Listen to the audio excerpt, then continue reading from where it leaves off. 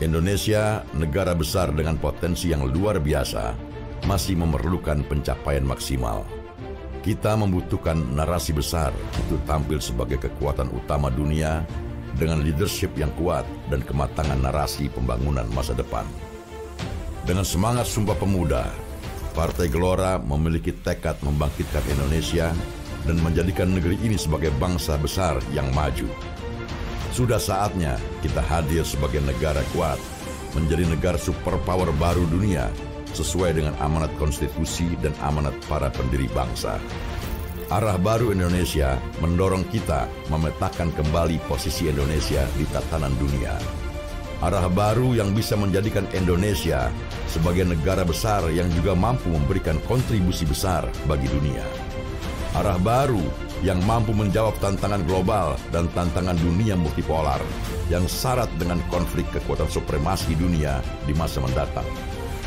Kita harus terus melangkah, menjadikan Indonesia sebagai superpower baru dengan kekuatan ekonomi, militer, teknologi, budaya, politik, dan diplomasi yang nantinya mampu menavigasi Indonesia melewati turbulensi geopolitik global yang tidak menentu.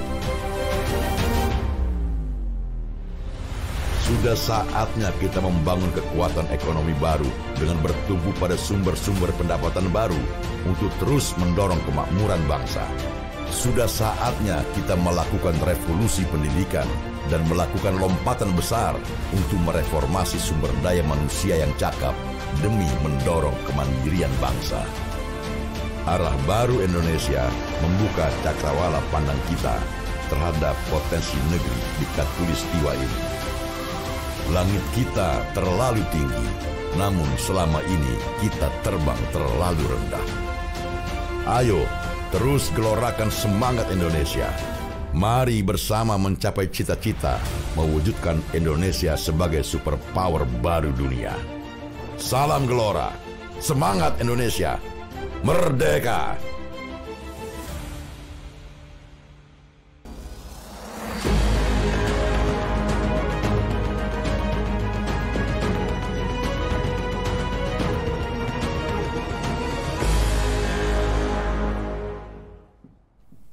Assalamualaikum warahmatullahi wabarakatuh. Waalaikumsalam warahmatullahi wabarakatuh. Sahabat Gelora dimanapun Anda berada, jumpa lagi Rabu sore waktunya Gelora Talks, dan sore ini adalah episode ke-143. Jadi sudah 143 kali hari Rabu kita bertemu membahas isu-isu aktual yang penting di negara dan bangsa kita ini. Dan pada episode ini kita akan membahas tentang, judulnya seru nih, melepas Jokowi, menyambut Prabowo, menyongsong Indonesia maju. Intinya kita akan bicara tentang transisi kepemimpinan di dalam kerangka negara demokrasi. Dan bersama kami pada sore hari ini sudah ada dua narasumber langsung hadir di studio. Terima kasih pertama kepada Pak Dr. Muhammad Athaillah Sohibul Hikam, atau yang kita akrab panggil Pak AS Hikam. Terima kasih. Terima kasih. Pak AS Hikam adalah pengamat politik dari Presiden University. Maaf ya suaranya nih, cuacanya katanya karena ada perubahan iklim jadi cuacanya mempengaruhi suara saya ya. Yang kedua abang kita Emmanuel Ebenezer, ketua relawan Jokowi Wania, tapi yang lagi agak sebel nih. Nanti sebelnya kenapa kita cari tahu. Dan di online sudah bergabung abang kita juga nih, Wakil Ketua Partai Gelora Indonesia, Bang Fahri Hamzah. Assalamualaikum, Bang. Waalaikumsalam. Ya. Salam kepada dua narasumber kita yang gagah-gagah. Waalaikumsalam, Pak Fahri. CTR ini ada undangan sebagai Ketua Alumni Komisi 3 ini tadi. Oh, Ketua Alumni Komisi 3, Pak. Baik, jadi sore hari ini kita akan membicarakan isu transisi politik karena pelantikan presiden baru. Kalau sesuai jadwal kan 20 Oktober, berarti sebulan kurang sedikit gitu ya. Kalau kata lagu ini tinggal menghitung hari kita akan mendapat presiden baru. Dan bagaimana kita membahasnya, sebelum kita masuk diskusi kita akan lihat video teaser dari pembahasan kita sore hari ini. Silakan. Masa jabatan Presiden Joko Widodo dan Wakil Presiden Kiai Haji Ma'ruf Amin tinggal menghitung beberapa pekan lagi alias kurang lebih 1 bulan. Diketahui, masa pemerintahan Presiden Jokowi akan berakhir pada 20 Oktober 2024. Pada 20 Oktober nanti, Presiden dan Wakil Presiden terpilih Prabowo Subianto Gibran Rakabuming Raka secara resmi akan dilantik sebagai Presiden dan Wakil Presiden periode 2024 hingga 2029. Prabowo akan melanjutkan kepemimpinan selanjutnya menuju Indonesia Emas 2045. Mulai 12 September lalu, Presiden Jokowi berkantor di Ibu Kota Negara atau IKN di Nusantara hingga masa jabatannya berakhir. Sebab Ibu Kota Negara telah dipindah dari Jakarta ke IKN. Sehingga Jokowi berharap agar Prabowo melanjutkan pembangunan IKN. Presiden Joko Widodo menyampaikan pesannya kepada seluruh jajarannya untuk mendukung program Presiden dan Wakil Presiden terpilih Prabowo Subianto Gibran Rakabuming Raka, termasuk membuat kebijakan dan regulasi baru. Dengan begitu transisi pemerintahan akan berjalan efektif. Sebab transisi pemerintahan di Indonesia bakal dilihat oleh dunia internasional. Karena stabilitas politik yang tidak menentu dapat menurunkan peringkat daya saing Indonesia dari negara-negara lain di dunia. Kendati begitu, Jokowi mengingatkan masih terdapat 4 hal yang perlu diperhatikan Prabowo dalam masa pemerintahannya 5 tahun ke depan. Adalah masalah terkait ketersediaan infrastruktur yang masih lemah, yaitu kesehatan dan lingkungan, pendidikan, sains, dan teknologi. Dikutip dari Organization for Economic Cooperation and Development, memperkirakan ekonomi Indonesia pada tahun 2045 akan mencapai 8,89 triliun US dollar. Artinya, negara ini menduduki ekonomi terbesar kelima di dunia. Bonus demografi Indonesia berperan aktif dalam prediksi ini, di mana jumlah penduduk usia produktif Indonesia diprediksi akan mencapai 64% dari total penduduk. Lalu apa saja capaian progresif serta legasi yang akan ditinggalkan Presiden Joko Widodo? Apa pula visi masa depan Indonesia dalam menyongsong Indonesia Maju yang akan dikerjakan pada masa pemerintahan Presiden terpilih Prabowo Subianto? Simak kembali Gelora Talks edisi ke-143 Rabu 25 September 2024 pukul 15.30 hingga 17.00 waktu Indonesia Barat dengan mengangkat topik seputar melepas Jokowi, menyambut Prabowo, menyongsong Indonesia Maju. Disiarkan secara langsung hanya di YouTube channel Gelora TV dan Facebook Partai Gelora Indonesia. Selamat menonton.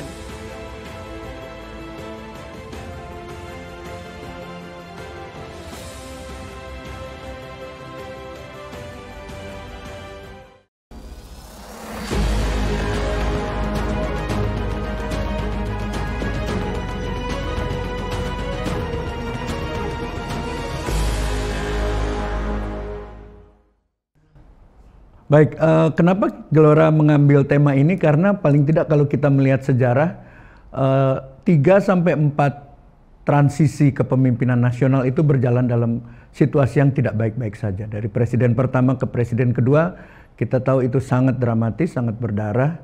Dari presiden kedua Pak Soeharto ke Pak Habibie juga dalam kondisi krisis.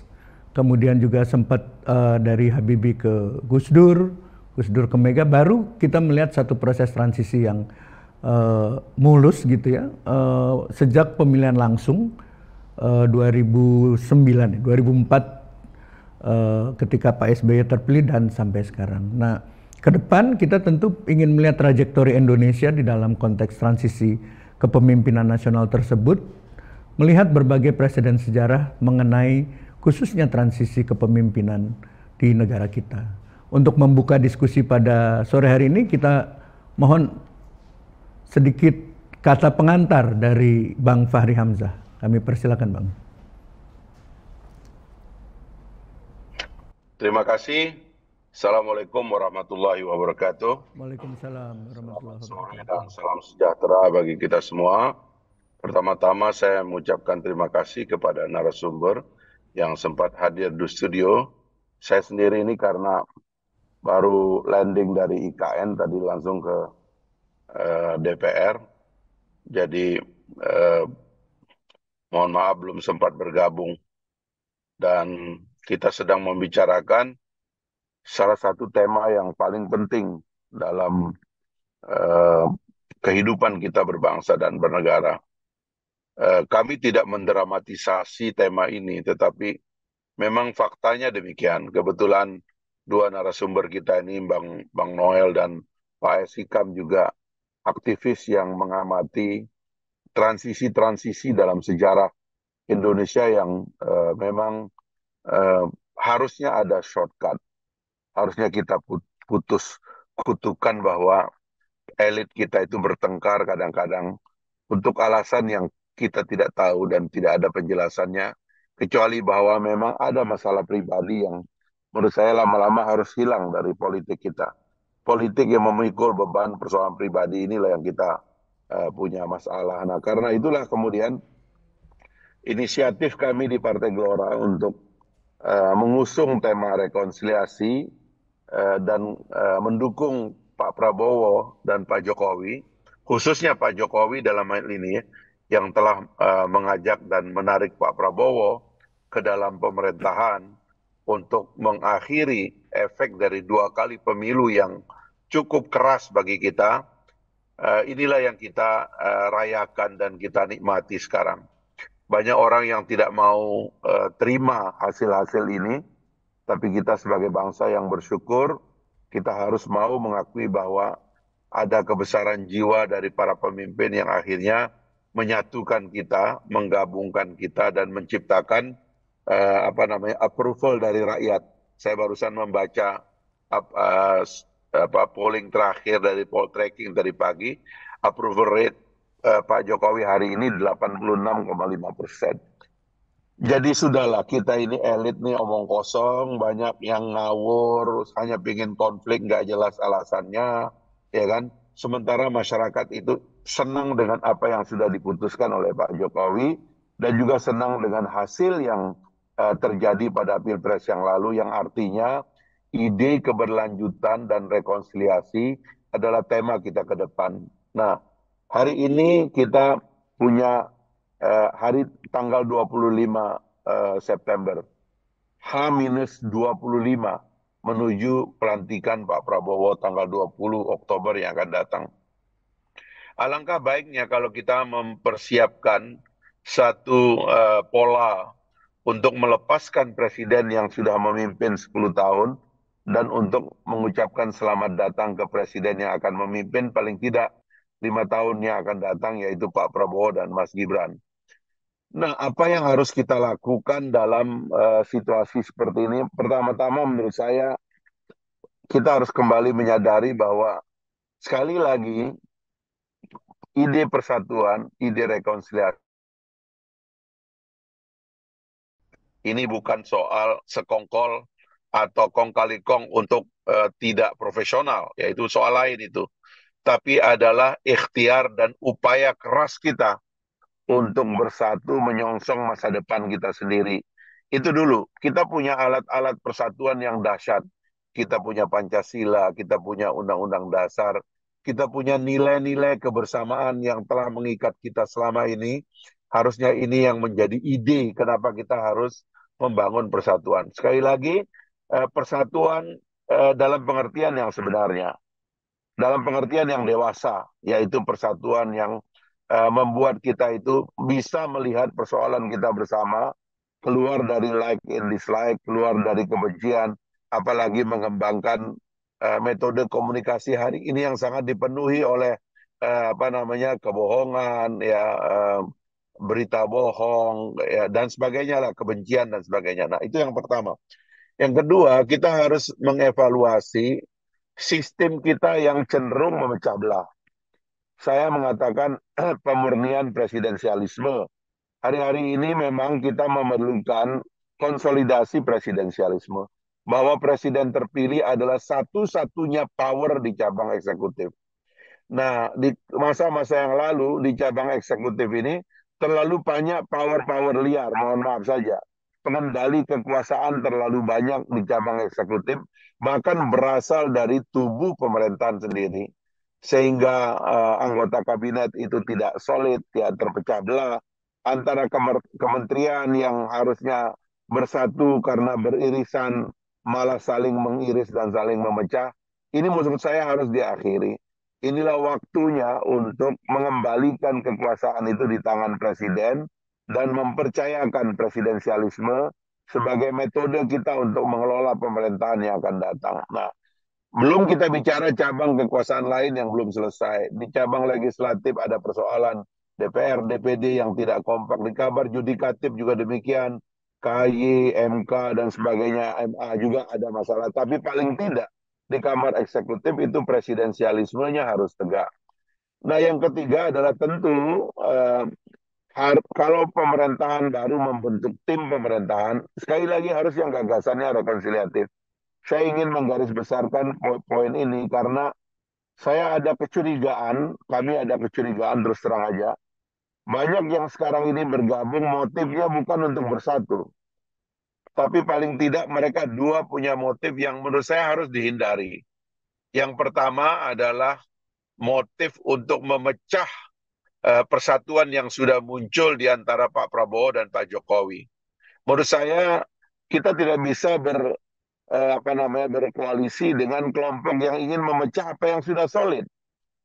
Ada yang ingin mengganggu kepemimpinan Pak Prabowo dengan menyingkirkan Mas Gibran terlebih dahulu misalnya di tengah jalan.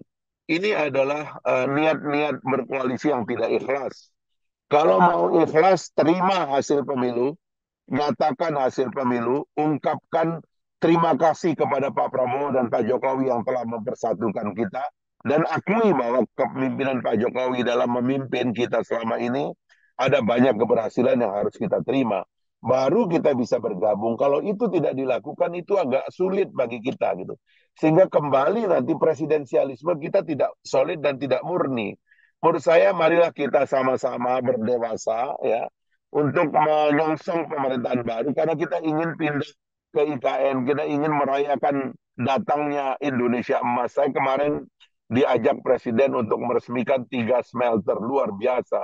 Terjadi pertumbuhan nilai tambah ribuan persen pada raw material kita yang sudah kita kirim ke luar negeri mentah-mentah sejak 400 tahun yang lalu, kata beliau, sampai-sampai kata Pak Jokowi, sampai-sampai ekonomi dunia ini, industri negara-negara maju, yang maju karena kita ini, sudah kecanduan dari sumber daya alam yang disedot dari bangsa Indonesia, sementara kitanya sendiri tidak pernah punya kesempatan untuk mengelola hasil kita sendiri.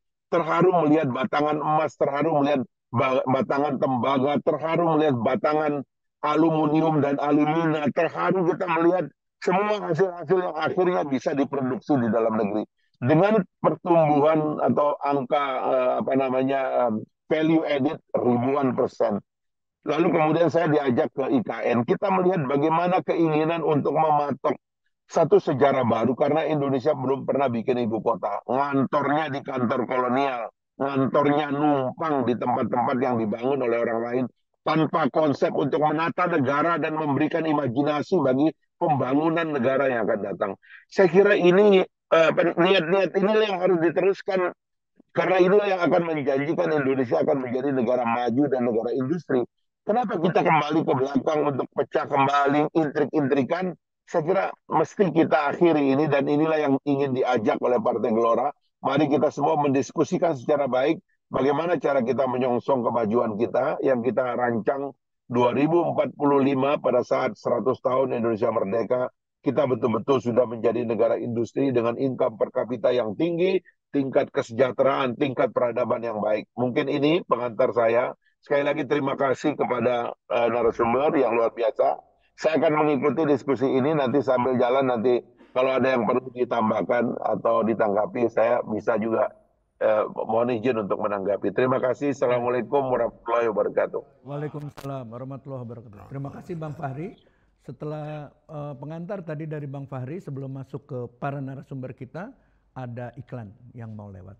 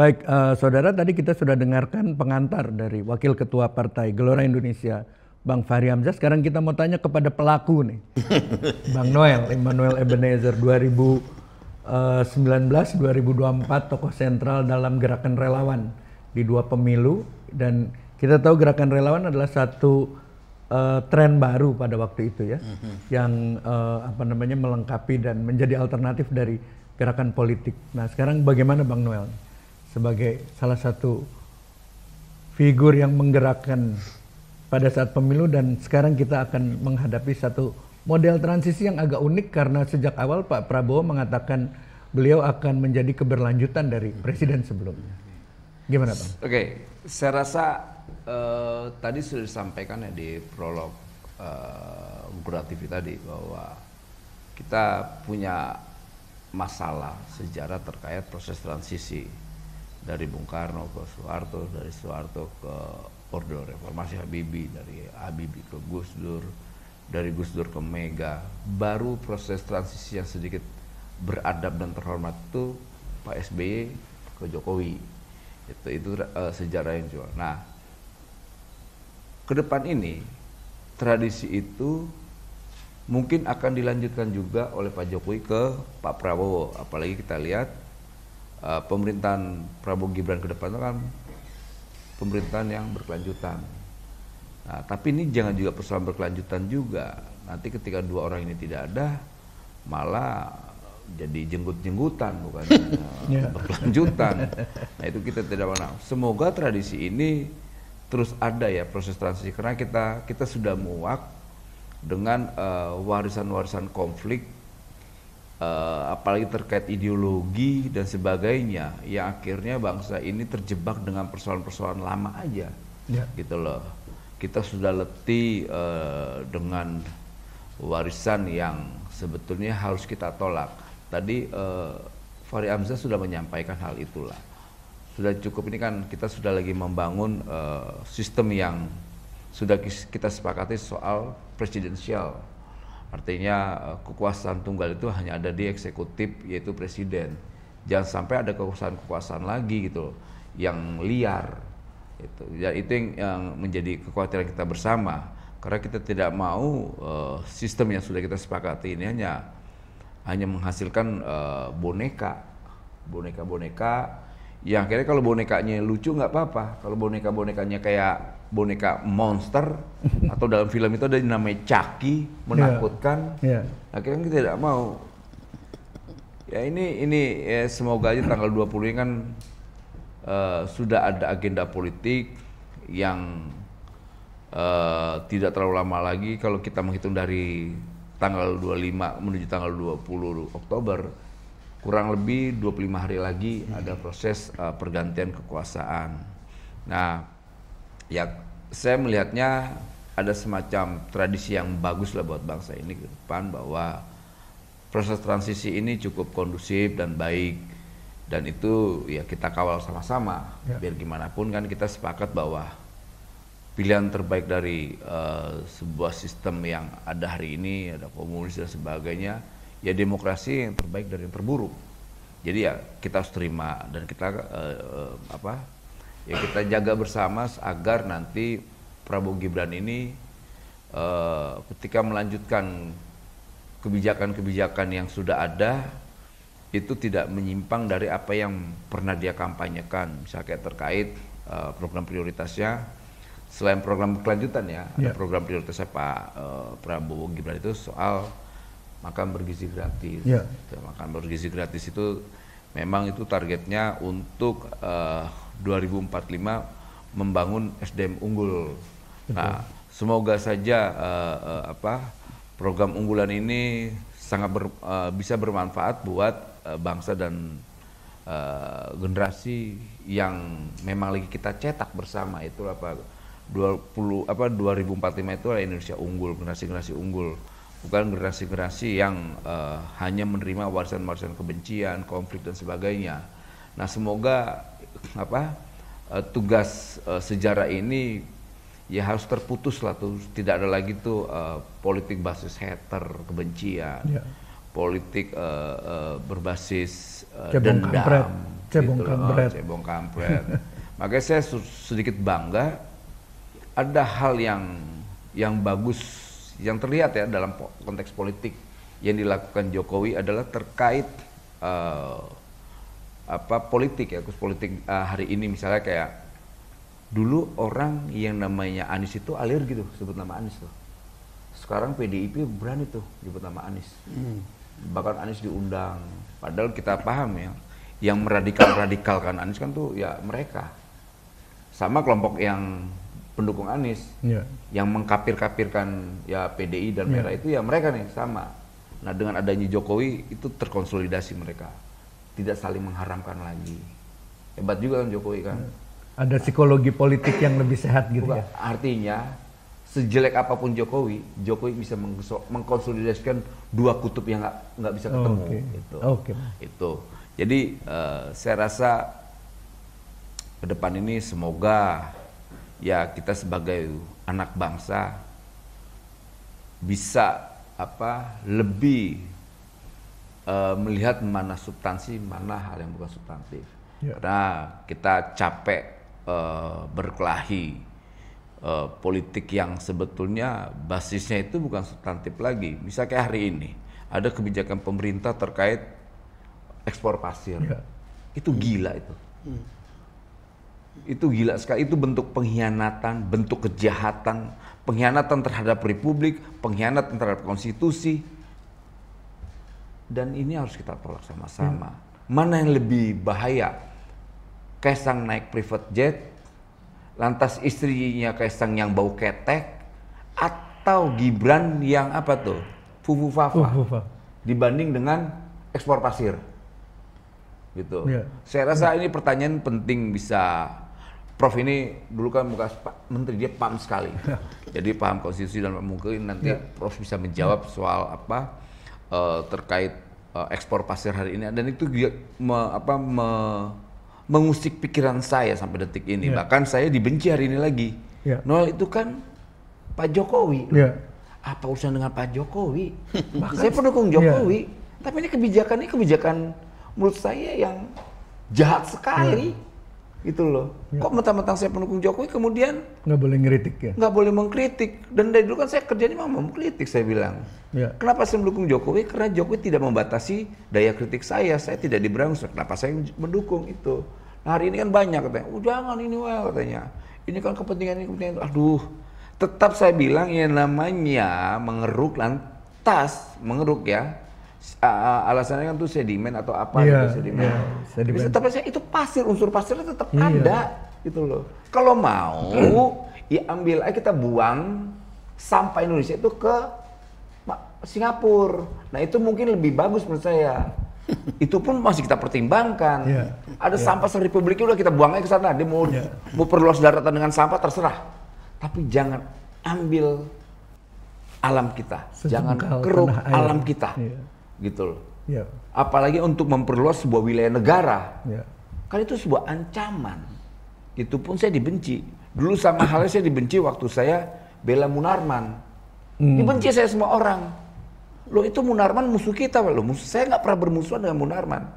Gitu loh. Dia punya hak politik dalam proses demokrasi untuk berbeda secara pandangan. Kenapa mereka harus ditangkap, saya bilang. Gitu loh. Soal Munarman saya bilang, pilihan politik saya jauh beda. Dia FPI, dia Islam, saya Kristen, saya pendukung Jokowi, dia pendukung Prabowo, dia pendukung Anies, saya pendukung Ahok, jauh nggak ada ketemu-ketemunya saya bilang. Tapi secara politik, dia itu punya hak untuk menyampaikan pandangannya. Gitu. Kenapa harus ditahan? Ditahannya keji lagi. Dua-duanya dirantai ya, pakai borgol di kaki dan tangan. Ya ampun sebegitunya, itu aktivis loh itu. Kawan saya itu. Lepas orang suka tidak suka dengan Munarman lah ya. Tapi itu harus saya sampaikan berkali-kali bahwa itu tidak pantas. Ya dampaknya memang saat itu saya dipecat dari Komisaris Utama BUMN ya. Ya lumayan saya dapat fasilitas yang cukup lumayan, ya, puluhan juta saya gaji. Tapi kan bukan di situ. Setelah dampak dari situ saya dihabisin secara politik lah ya. Dihabisin saya secara politik. Kemudian dihabisi juga secara perdata, dicabut hak kerja saya dipecat itu kan hak perdata saya. Sebab itu juga nggak boleh. Tapi saya pikir saya nggak cengeng, saya nggak peduli mau hak politik saya dihabisin, hak perdata saya dihabisin. Tapi saya harus tetap loyal terhadap pilihan-pilihan demokrasi yang menjadi pilihan politik saya. Gitu. Dulu saya bilang saya pernah tidak punya duit melawan kekuasaan Orde Baru, nggak punya duit, nggak punya segala-galanya, kita lawan Orde Baru. Masa sekarang saya punya duit waktu itu digaji, saya diem sih dengan hal yang tidak baik. Gitu. Jadi ya semoga nanti ke depan pemerintahan Prabowo Gibran tidak menjadi pemerintahan yang selama ini ditakutkan warga ya, ditakutkan kelompok civil society, ditakutkan oleh ya kita semua, karena kan tetap orang masih menggambarkan traumatik terhadap Orde Baru.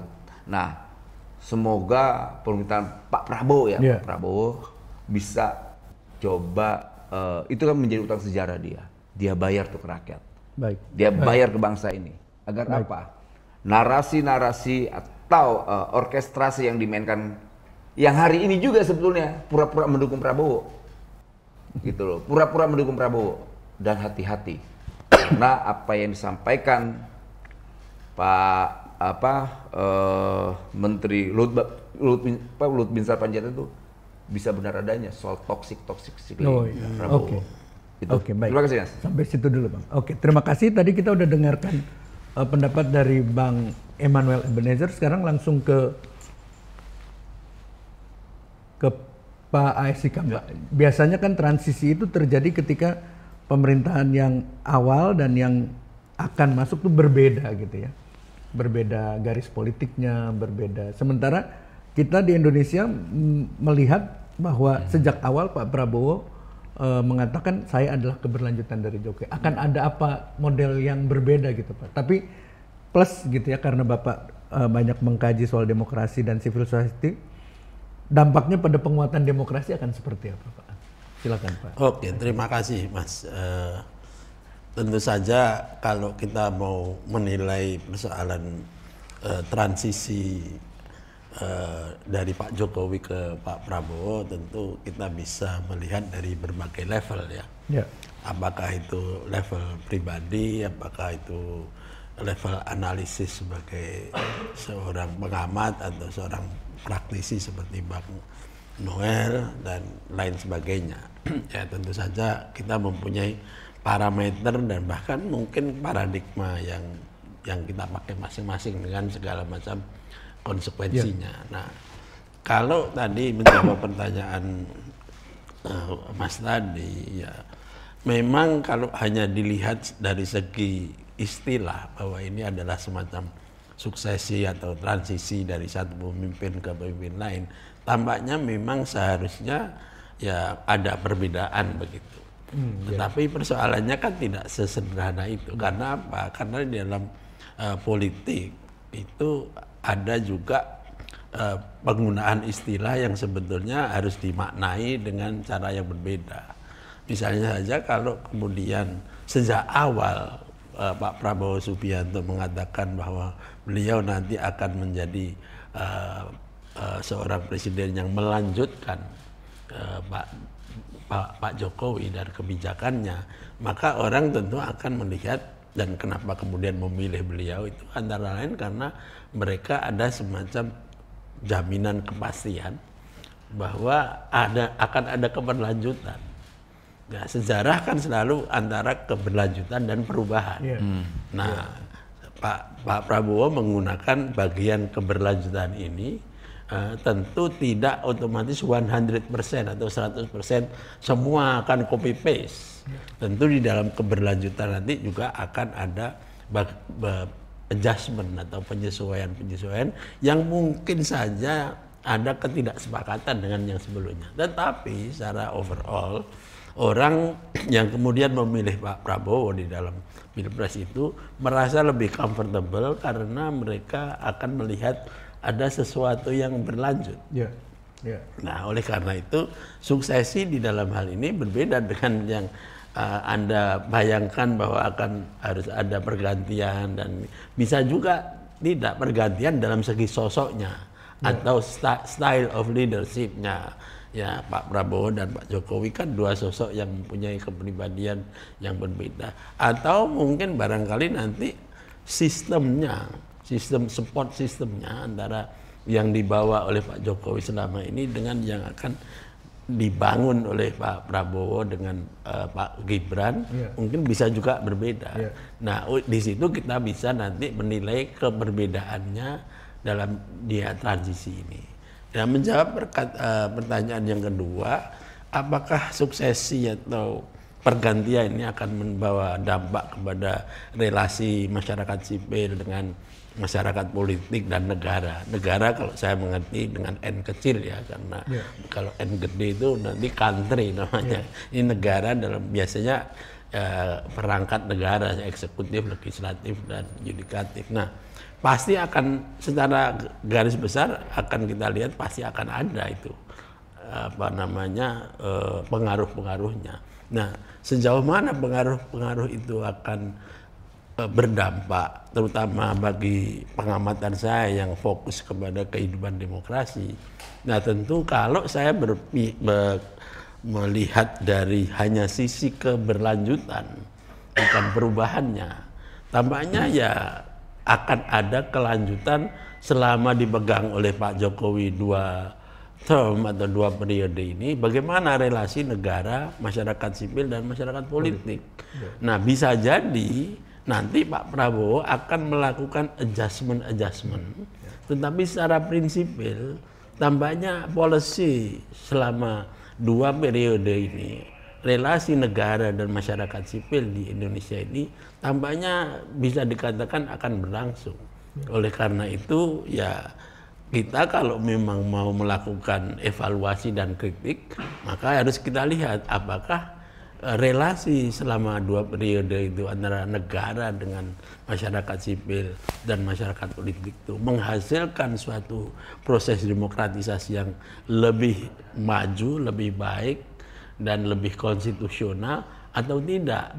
Ya, nah, jangan kemudian nanti kalau kita menyimpulkan X, oh pasti Pak Prabowo juga akan X, belum tentu.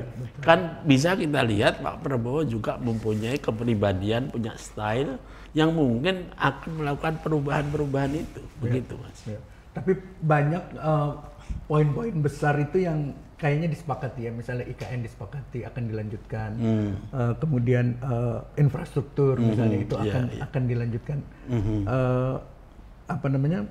Bagaimana tadi tarik menarik antara keberlanjutan dan distingsinya Pak Prabowo itu akan mempengaruhi jalannya politik ke depan tuh Pak? Pada akhirnya kan akan dilihat apa yang dilakukan oleh Presiden Prabowo ke depan itu akan dinilai apakah yang menjadi prioritas beliau itu ternyata memang bermanfaat dan menjadi bagian yang diinginkan oleh masyarakat. Misalnya saja begini, rakyat memang comfortable dengan apa yang dilakukan Pak Jokowi misalnya dalam pembangunan infrastruktur misalnya. Saya kira sulit untuk mengatakan bahwa pembangunan infrastruktur selama 10 tahun atau 5 tahun terakhir ini tidak disepakati rakyat, sulit sekali. Justru sebaliknya itu menjadi semacam semacam kebanggaan yang bisa dikatakan, diumumkan ya, dan dirayakan barangkali. Nah, kalau itu nanti juga dilanjutkan oleh Pak Prabowo misalnya ya, dengan penambahan tertentu atau prioritas di bidang-bidang lain, karena infrastruktur kan macam-macam ya. Nah, itu saya kira akan bagus. Nah, persoalannya kalau yang kemudian ikut dijadikan prioritas adalah IKN, ini akan berbeda lagi. Karena prioritas masyarakat kalau menurut pengamatan saya sejauh ini, IKN bukan menjadi dambaan dari masyarakat. Bahwa ide dasar bahwa Indonesia perlu mempunyai ibu kota yang baru di IKN, saya kira hampir semuanya sepakat. Persoalannya menjadi persoalan teknisnya ini, apakah begitu harus 5 tahun yang akan datang atau kurang dari itu. Nah, itulah yang kemudian menjadi dispute. Nah, menurut saya Pak Prabowo bisa jadi tetap akan konsisten dengan ide itu. Nah, ini bagian dari keberlanjutan. Tetapi ketika melaksanakan, mungkin beliau akan mengikuti apa yang dikatakan oleh Pak Jiwandono.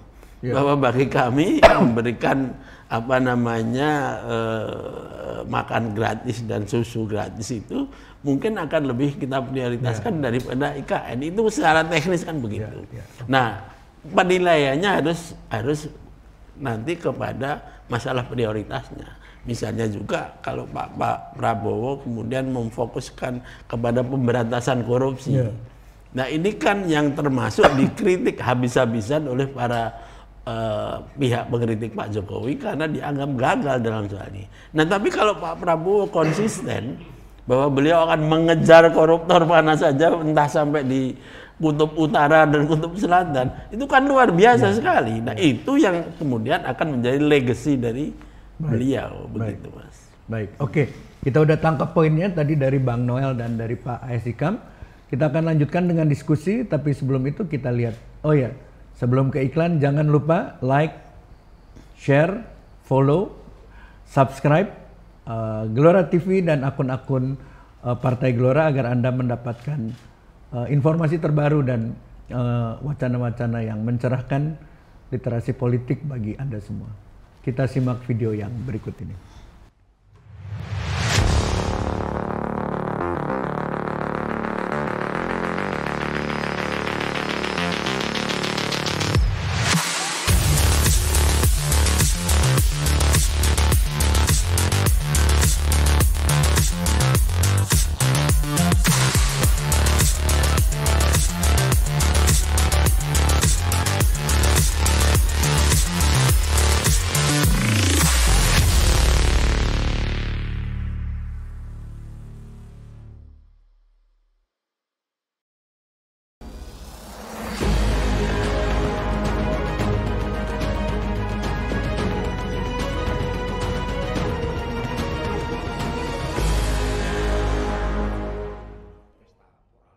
Ya, baik. Sekarang kita langsung ke Bang Noel nih, Bang. Kecenderungannya kan ini pemerintahan Prabowo Gibran akan didukung oleh koalisi politik yang besar sekali. Check and balance di mana tuh, Bang? Ya pasti kita pahami nih namanya politik akomodatif itu pasti ada sisi lemahnya, ada sisi negatif dan ada sisi positifnya. Nah, sisi positifnya ya ini kan menjadi koalisi super gemuk ya. Koalisi super gemuk nih. Gitu. Nah, yang negatifnya ketika salah satu ada yang ngambil dari koalisi ini, entah PKB, entah Nasdem atau apa, itu bisa berantakan. Itu kecuali memang komitmennya ini para politisi-politisi ini di Kim ini punya komitmen benar-benar kita mengawal demokrasi dan menjaga program yang menjadi komitmen mereka. Ya kita senang karena kita pahamin bahwa para politisi-politisi ini kan kita sama-sama pelajari tidak ada yang benar-benar sangat ideologis, karena semua pragmatis. Problemnya itu. Jadi tidak ada garansi bahwa mereka ingin mengawal pemerintahan ini benar-benar bersih ke depannya.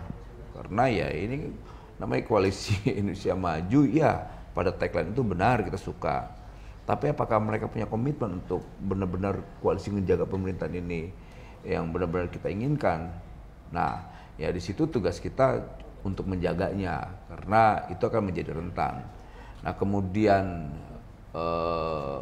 harapan-harapan ekspektasi kita buat Prabowo Gibran lebih bagus ya pasti kan nggak ada yang mau juga menjadi ini kan menjadi tanggung jawab kita sebagai pemilih.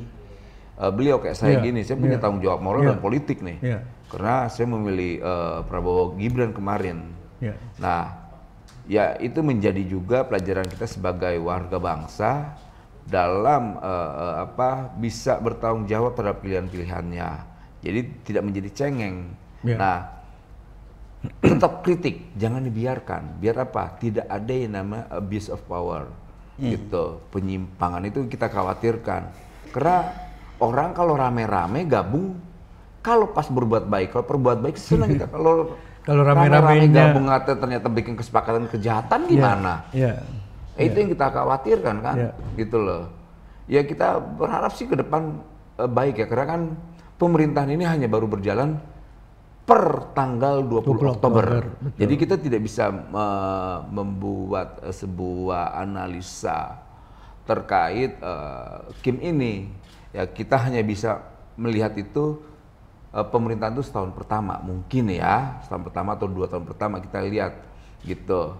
Apakah banyak copet-copet kan di koalisi Indonesia Maju ini atau tidak gitu. Karena ya semoga aja nanti di pemerintahan Prabowo Gibran ini diisi oleh para menteri-menteri yang tidak punya beban sejarah terkait hukum, korupsi dan sebagainya. Karena itu menjadi juga harapan publik ya, agar pemerintahan Prabowo Gibran ini diisi oleh orang-orang yang profesional, orang-orang yang bersih, agar jalannya pemerintahan ini benar-benar baik gitu.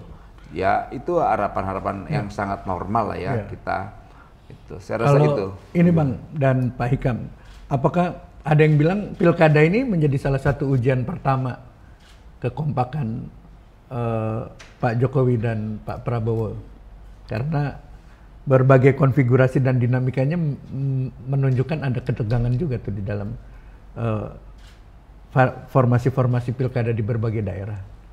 Gimana Pak Hikam? Ya bisa jadi begitu. Ya. Tetapi kalau kita melihatnya kepada basicnya tadi yang saya pakai sebagai parameter bahwa ada keberlanjutan sistem di dalam pemerintahannya nanti, maka akan terjadi juga upaya-upaya untuk melakukan penataan di dalam apa yang disebut sebagai kompetisi pilkada tadi itu.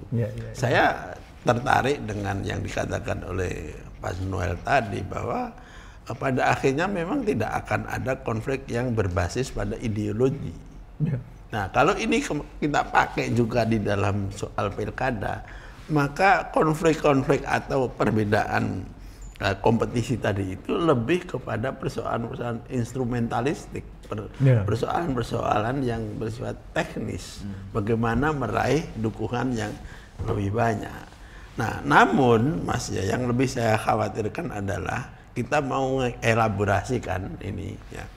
Kalau memang keberlanjutan ini sistemik, maka yang saya khawatirkan adalah justru relasi masyarakat sipil, masyarakat politik dengan negara juga akan melanjutkan yang seperti sekarang, di mana masyarakat sipil makin lama makin kehilangan kemampuannya untuk melakukan kontrol. Sementara kalau masyarakat politiknya sejak yang 2 periode yang terakhir, terutama periode yang terakhir ini, betul-betul sudah masuk di dalam apa yang disebut sebagai sistem kartelisasi. Dan ini dijelaskan makin diintensifkan dengan ide bahwa tidak ada oposisi, sehingga kemudian semua partai akan digabungkan di dalam satu koalisi dan masing-masing akan diberi reward. Nah, kalau kita bicara demokrasi yang substantif, maka kemudian akan muncul pertanyaan yang banyak ditanyakan. Lalu di mana oposisinya?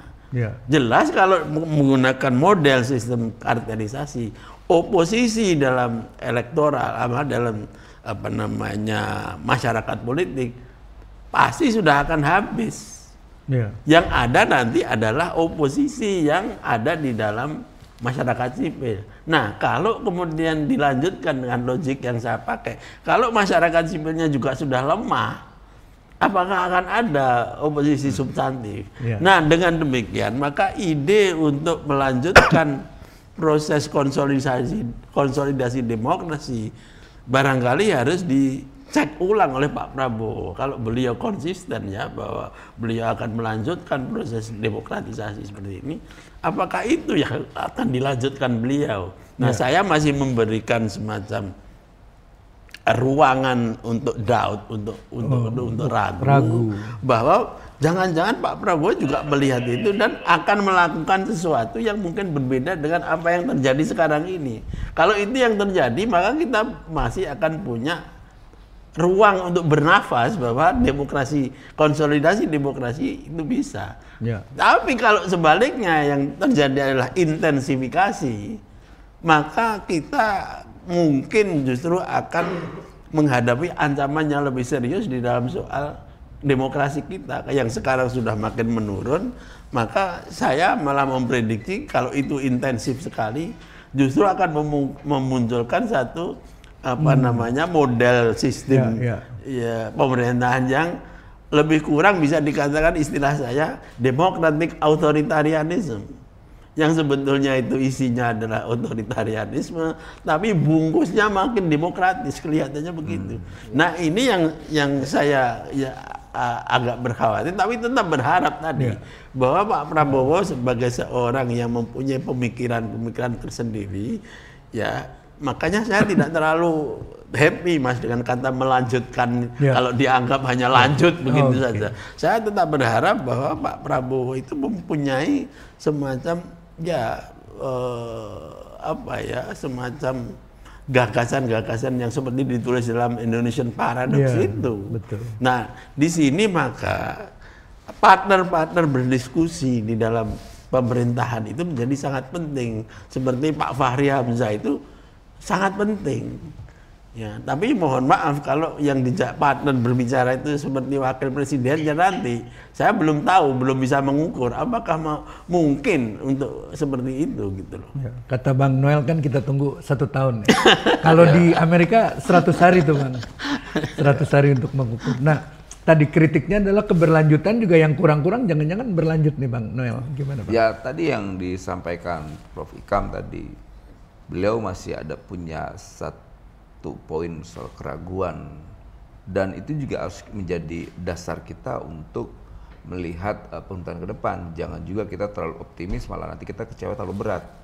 Makanya ada istilah jangan terlalu cinta banget, nanti sakitnya banget gitu. Makanya saya bilang ya kita juga harus ada check and balance, itu penting. Itu makanya yang kita khawatirkan dengan koalisi super gemuk ini. Yang kita takutkan bukan program yang pro rakyatnya berlanjutan, malah kejahatannya. Ya akhirnya kemasannya sih demokratik, tapi isinya ya otoritarian. Nah itu kan menjadi kekhawatiran pro saya dan kelompok civil society yang lainnya, karena itu akan menjadi ancaman demokrasi. Itu loh. Dan itu yang kita wanti-wanti. Apalagi kalau dengan rezimnya rezim populis, aduh, itu makin menakutkan gitu loh. Ya kemasannya mereka memang hasil dari proses demokrasi, iya, tapi isinya yang kita khawatirkan adalah apa? Otoritarianisme. Oke, ini menarik nih, Bang Fahri masih bersama kita Bang? Oh, lagi terputus ya. Ada pertanyaan di YouTube ya. Oke, coba kita baca, ada pertanyaan nih di YouTube siapa nih? AI Create. Apakah keberlanjutan ini akan ada intervensi dari presiden sebelumnya? Siapa yang mau jawab nih? Bang Noel atau Pak Hikam nih? Bang Noel dulu, nanti saya ikut jawab. Soalnya dia pelaku ya. Saya diinin terus nih sama Prof. Saya rasa gini, soal intervensi dari presiden yang sebelumnya, saya belum yakini ya, tapi saya yakin sekali Prabowo ini sosok pemimpin, leader yang pasti secara politik paham sekali bahwa dia harus benar-benar menjadi pemimpin eksekutif sebenarnya. Gitu kan, orang berharap ide dan sebagainya ya benar-benar dia harus jalankan, jangan sampai otoritas politik yang dia berikan melalui mandat demokrasi ini malah membuat orang tidak percaya ke dia. Itu yang bahaya gitu loh. Makanya ya jangan sampai Pak Prabowo ini kebijakan-kebijakannya masih di bawah bayang-bayang Pak Jokowi, dan itu saya yakinkan tidak mungkin, gitu, tidak mungkin, karena kita tahu sekali karakter Pak Prabowo ya seperti apa. Dia seorang patriotik, apalagi dia seorang loyalis, dia juga bukan orang yang terlalu bodoh gitu loh. Dia sangat hormat dengan Pak Jokowi, saya yakin sekali. Tapi dia juga secara eksekutif, dia punya otoritas yang harus dia jalankan, karena ini persoalan legacy loh. Gitu loh. Kalau Jokowi punya sejarah, kenapa Pak Prabowo juga tidak membuat sejarahnya? Gitu loh. Jangan menjadi follower, atau jangan sampai pemerintahan Prabowo Gibran ini pemerintahan embe gitu loh, embe aja gitu loh. Dan saya rasa sekali lagi jawab pertanyaan dari YouTuber itu, saya yakinkan bahwa Pak Prabowo, saya yakin sekali bahwa beliau punya independensi atau kemerdekaan dalam mengambil sebuah kebijakan terkait kebijakan-kebijakan eksekutif. Ya. Dan tidak ada lagi petugas partai ya Bang? Kalau itu udah pasti, udah dipimpin partai, pimpinan partai gitu loh. Oke, kalau Pak Hikam gimana lihatnya? Ya kalau saya lihat ya itu kalau kita menganalisa dari segi idiosinkrasi atau kepribadian ya dari dua orang itu, tampaknya sulit ya untuk melihat bahwa nanti akan ada intervensi secara personal. Ya. Tetapi kalau intervensinya merupakan satu kepentingan kelompok, itu bisa-bisa terjadi, dan ini juga pada akhirnya akan tergantung sekali kepada Pak Prabowo sendiri. Nah, sejauh yang saya lihat di dalam proses yang sekarang ini, saya kira Pak Prabowo termasuk sosok individual yang kayaknya bukan tidak mau saja, tapi tidak bisa juga didikte terlalu besar. Nah bahkan Pak Jokowi juga menunjukkan, walaupun kadang-kadang kita suka sinis ya soal petugas partai. Pada akhirnya kan orang sekarang tahu bahwa Pak Jokowi nggak bisa didikte seperti itu. Tapi dengan konsekuensi yang sekarang terjadi perpecahan kan, itu kan sebetulnya kan itu juga menunjukkan bahwa intervensi itu tidak semudah yang dibayangkan, apalagi kalau pada tataran individual. Nah kalau kemudian yang kita pakai parameter adalah intervensi dari kelompok kepentingan, ceritanya akan berbeda, Pak Mas. Ya, karena apa? Kalau sudah kepentingan itu, maka yang bergerak secara secara sistemik bukan lagi hanya individu-individu. Betul. Ya kan, misalnya begini saja soal pasir tadi itu ya. Saya sepakat ya dengan ide Mas Bang Noel tadi itu, bahwa ini mesti harus diperhatikan secara sangat serius, bahkan kalau perlu dipersoalkan. Kenapa? Karena ini bukan hanya perkara pribadi.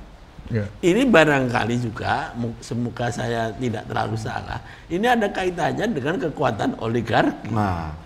Ya kan? Nah, kalau itu yang kita maksud sebagai apakah akan ada intervensi, nah itu menjadi persoalan yang baru lagi. Tidak soal individu. Kalau individu saya nggak yakin orang bisa melakukan mendikte, apalagi dengan kita semua hampir tahu lah sejarahnya Pak Prabowo sebagai seorang individu itu sangat tough ya, sangat kuat dan punya kepribadian yang sangat serius begitu ya. Nah itu Mas pendapat saya. Ada pertanyaan lagi? Oh Bang Fahri udah pertanyaan dulu apa Bang Fahri dulu nih?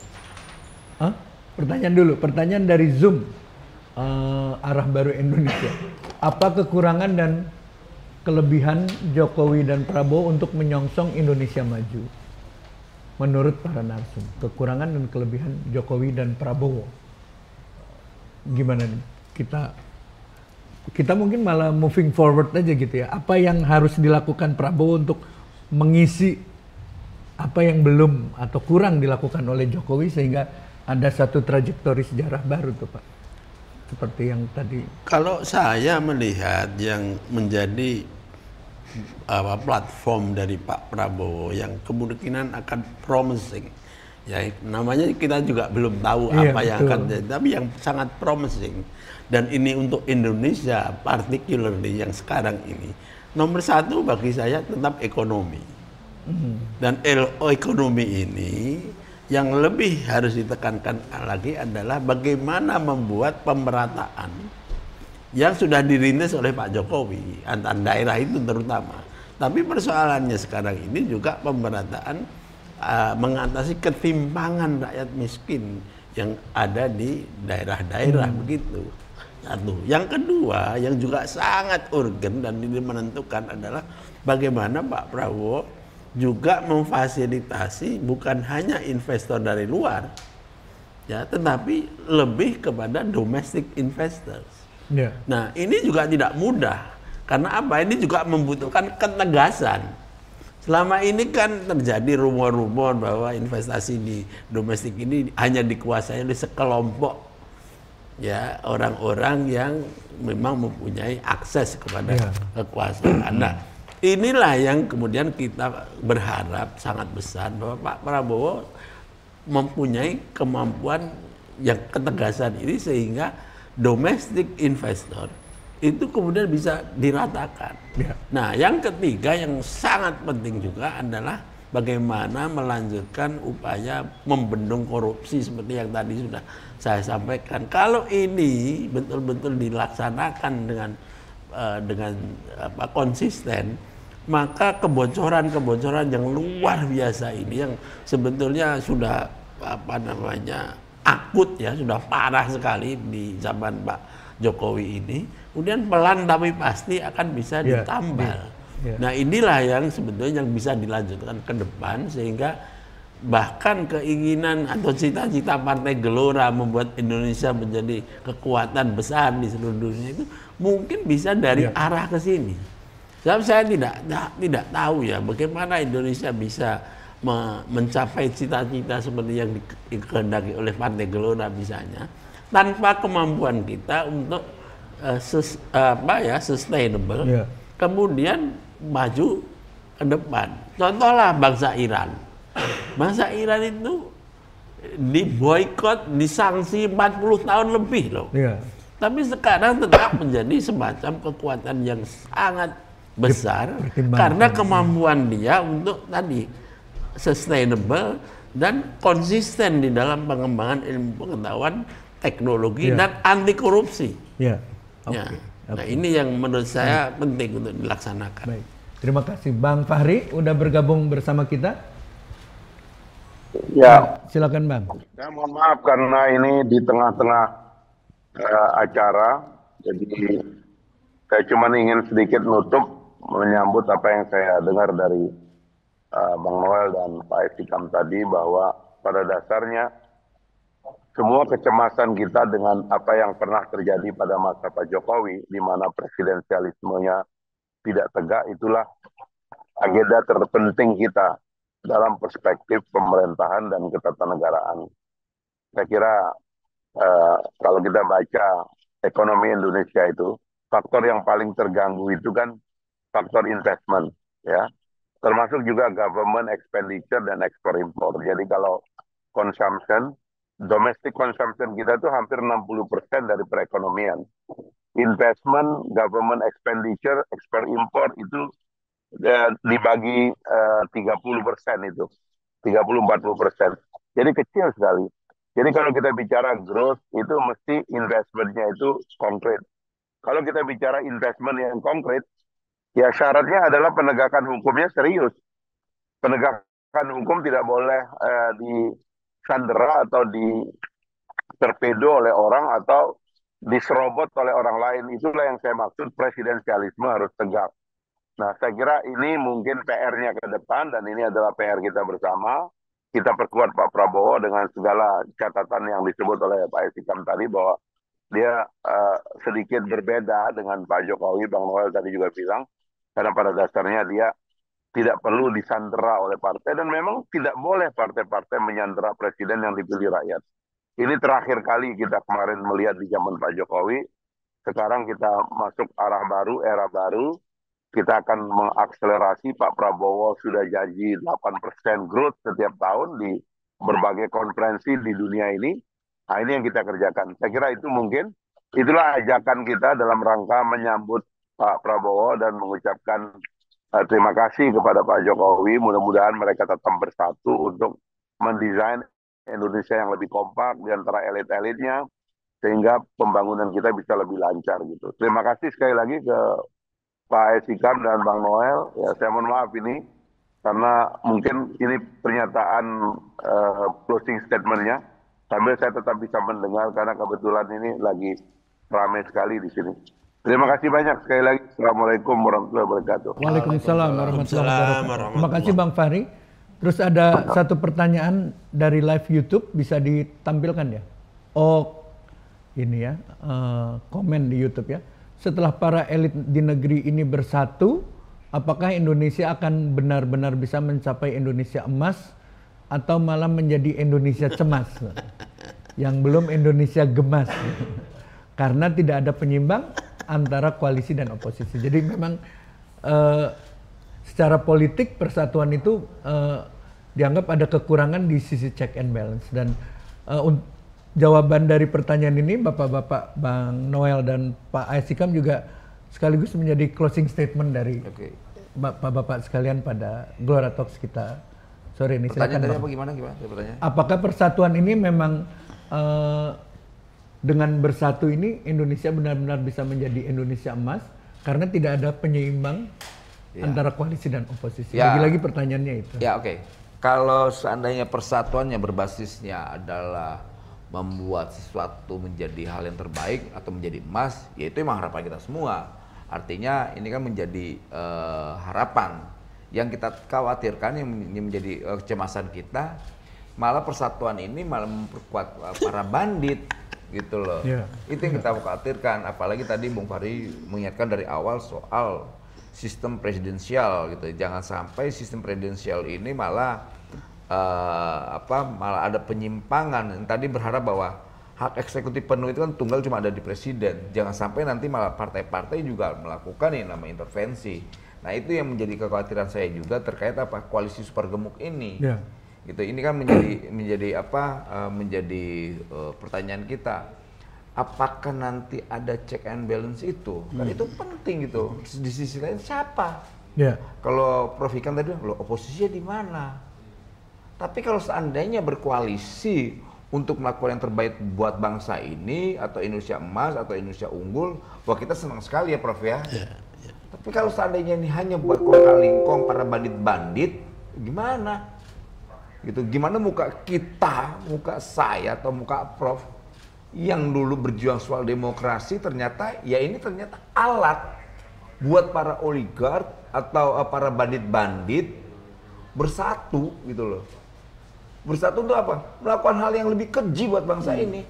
Mekanismenya sangat demokratik, wah, ya kan Prof? Isinya apa? Pengeruk semua. Ya salah satunya kejadian kemarin kan berapa hari yang lalu, ada kebijakan soal ekspor laut. Ekspor pasir laut. Ekspor pasir laut. Gila itu. Itu jelas-jelas mengkhianati bangsa ini. Dia mengkhianati konstitusi. Mereka ini para oligarki ini mana punya rasa kebangsaan. Orang dia warga tanpa batas. Karena dia bisa kemanapun. Nah kita yang warga bangsa ini yang stay-nya di sini, kalaupun mau jalan-jalan ya ke luar negeri.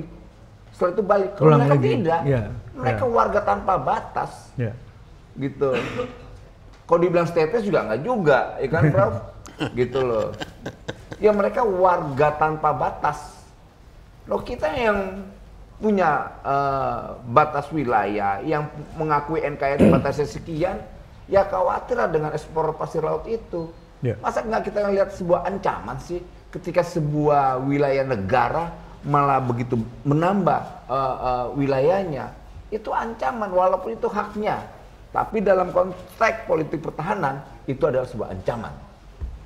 Ancaman itu bukan soal peluru datang ke sebuah wilayah. Nah ini kadang-kadang ngawur, makanya semoga ya yang udah nolak itu kan Gerindra udah nolak, PKB udah nolak, Prof Hikam nolak. Semoga ini semua kelompok civil society atau kelompok sipil yang lainnya menolak nih kebijakan ekspor pasir laut ini. Gitu. Baik. Terima kasih Bang Noel. Ke Pak Hikam dan juga prospek di civil society-nya Pak dengan suasana yang seperti ini akan seperti apa? Ya kan kalau soal persatuan tadi memang dalam setiap kata itu mesti ada kemungkinan untuk ditafsirkan berbeda. Ya seperti zaman kuno itu ya, zaman para founding fathers kita. Bung Hatta sendiri pernah punya anekdot, jangan kita dari persatuan menjadi persatean. Oh iya, persatean Indonesia. Jadi persatuan itu kelihatannya bersatu, tapi sebetulnya itu adalah persatuan yang dipaksakan. Ya, ya. Nah, oleh karena itu benar sekali yang bertanya tadi itu. Kalau kemudian dilihat dari perspektif bahwa demokrasi selalu menginginkan adanya kebebasan untuk dissent atau berbeda pandangan, maka seolah-olah kan tidak bersatu. Kalau dilihat hanya dari segi menjadi satu begitu. Tapi justru itu adalah sangat penting prasyarat. Jadi bagi saya ya harus kita lihat apakah setelah para elit kita bersatu itu persatuan yang kayak apa. Kalau saya sebagai pengamat politik, kalau persatuan itu diterjemahkan dalam kartelisasi politik, ya itu tidak ada artinya. Justru seperti yang dikatakan oleh Bang Noel tadi itu malah jadi persatean. Itu jawaban saya. Nah, kalau masalah civil society tadi, saya berharap betul bahwa apa yang sedang terjadi pada saat akhir masa Pak Jokowi ini nanti akan ada revisi, karena saya percaya bahwa Pak Prabowo itu juga semacam tokoh yang thinker juga, sehingga bukunya itu Indonesian Paradox itu betul-betul bisa dipakai sebagai semacam reference. Nah, beliau pasti tahu bahwa terlalu mengkooptasi dan kemudian merepresi dalam tanda petik masyarakat sipil itu sangat tidak bermanfaat bagi perjalanan demokrasi.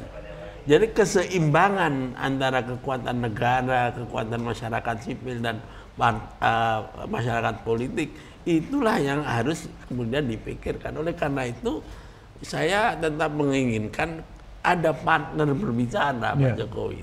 Nah, orang-orang yang kritis dan mempunyai kapasitas berbicara dan berpikir seperti tokoh partai seperti Pak Fahri Hamzah ini sangat dipentingkan. Jangan hanya partner biasa saja, begitu Mas. Itu. Baik. Oke, kalau gitu tadi kita udah dengar berbagai pendapat dari para narasumber kita. Ada Bang Fahri Hamzah, sekarang udah terpisah dengan kita. Ada Pak Muhammad A.S. Hikam, pengamat politik dari Presiden University yang banyak mengkaji tentang demokrasi dan civil society. Juga ada Bang Immanuel Ebenezer, Ketua Relawan Jokowi Wania, yang walaupun relawan tetap kritis, tetap berani mengkritik gitu ya, kalau ada sesuatu yang dianggap tidak sesuai bagi kepentingan bangsa dalam konteks yang besar. Saya ingin mengucapkan terima kasih Pak Hikam, Bang Noel atas waktunya bersama kita di Gelora Talks pada sore hari ini, episode ke 143 ya. Jadi kita udah 143 pekan. Luar biasa. Kira-kira hampir 3 tahun kita mengusahakan setiap Rabu ada diskusi sebagai langkah untuk literasi dan pencerahan masyarakat. Terima kasih atas dukungannya juga kepada program-program literasi dari Partai Gelora. Sahabat Gelora dimanapun Anda berada, terima kasih sudah bersama Gelora Talks pada sore hari ini. Ikuti terus Gelora Talks setiap Rabu sore untuk mendapatkan informasi-informasi bermanfaat. Sampai jumpa lagi. Assalamualaikum warahmatullahi wabarakatuh. Waalaikumsalam warahmatullahi wabarakatuh. Ada dukungan Mas Dadi ya, ada luar biasa. Merah putih berkibar tinggi, kobarkan semangat